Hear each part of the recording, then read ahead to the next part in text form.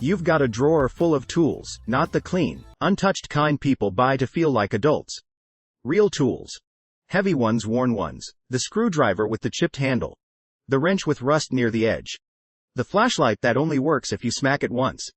Every mark on them tells a story.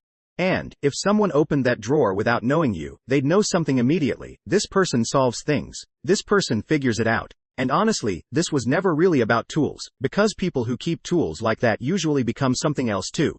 They become the person everyone calls when something goes wrong. The car won't start. The sink is leaking. The breaker keeps tripping. Someone's panicking. Someone's drunk and needs a ride home. Someone's crying and doesn't know what to do. And somehow, your phone rings again and again. Not because you asked for that role. Because people learn something about you. When things fall apart. You don't. You focus. You assess. You solve. A lot of people freeze. But you move. You stay calm while everyone else gets louder. And after enough years, you stop being someone who fixes things. You become the fixer. At first, that identity feels good. Not because you want praise. Most people like you actually get uncomfortable with praise. You shrug it off. It was nothing. Took 5 minutes. Anybody could have done it. Even when everyone knows they couldn't. Because competence became normal to you a long time ago, of course you handled it. Of course you figured it out. That's just who you are. But identities like that don't appear overnight. They form quietly, usually early. There's a specific kind of person who learns very young that the safest way to get something done is to do it themselves. Sometimes it's obvious. A chaotic home. An absent parent, adults who didn't show up consistently. And sometimes it's subtle. No dramatic trauma. Just small moments repeated over time. You asked for help and people were too busy. You needed comfort and someone was overwhelmed themselves. You brought problems into a room and the room got heavier. Nobody had to yell. Your nervous system noticed anyway. It learned that needing things created pressure. That asking for help sometimes made things worse. That vulnerability felt inconvenient. And children adapt quickly. They don't study psychology, they just learn rules. Don't make things harder, figure it out yourself. Be useful. Be easy. Don't need too much. And eventually those lessons stop being lessons. They become identity. Now, you're not just independent. You feel safe because you're independent. And once competence becomes linked with safety, everything changes. Fast forward 20 or 30 years. Now you actually are capable. You notice problems before other people do. You hear the engine noise early. You spot tension in a room before anyone says anything. You notice burnout before breakdown. And because you notice things, you handle things, and because you handle things, people trust you. And because people trust you, they lean on you. A lot. And after a while, usefulness starts feeling a lot like love. Because for some people, being needed was the closest thing they had to being seen. So people keep calling. Late at night, on weekends, even during your own bad days.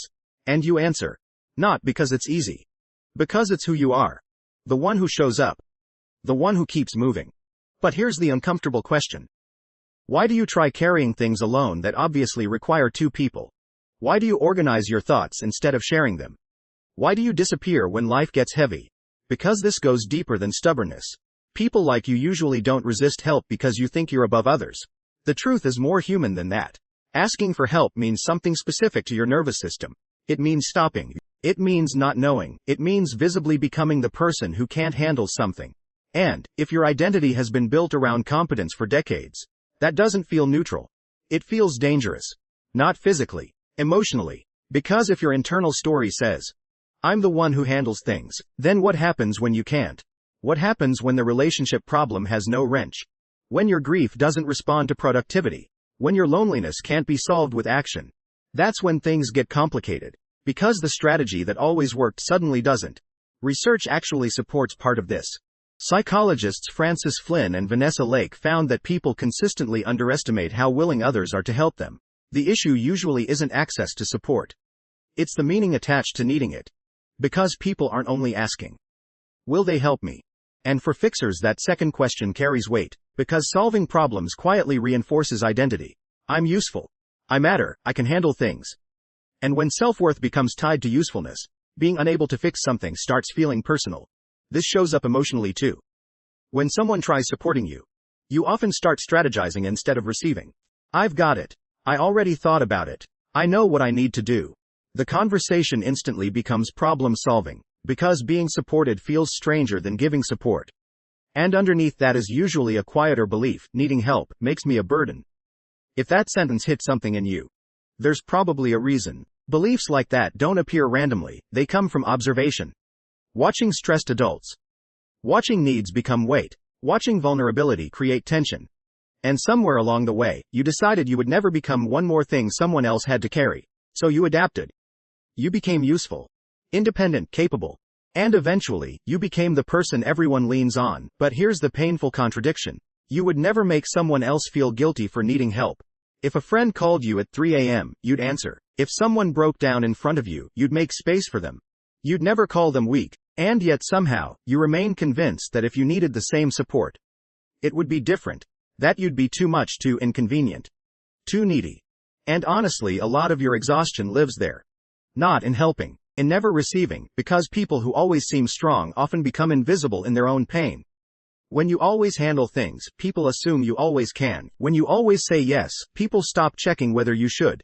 Your competence starts hiding your suffering. And maybe at one point, that adaptation protected you. But adaptations don't always update. Sometimes the thing that kept you safe at 12 starts isolating you at 42. That's a difficult realization. Because your strength can still be real, and still be costing you something. Now this isn't about becoming helpless. It's not about abandoning competence. Real growth usually looks much smaller than that. It starts with noticing the moment. That tiny moment before you say, I'm fine. Because if you never notice the pattern, you'll keep calling it personality. And maybe part of it is personality. Some people genuinely are more independent. But independence is not the same thing as emotional isolation. Real strength usually includes flexibility, the ability to lead, and receive, to carry, and sometimes let someone carry something for you. That doesn't weaken who you are. It expands who you are. You still get to be competent. You still get to be calm in crises. You still get to own the tools. But maybe, you stop treating help like evidence of failure, and start seeing it as evidence of connection.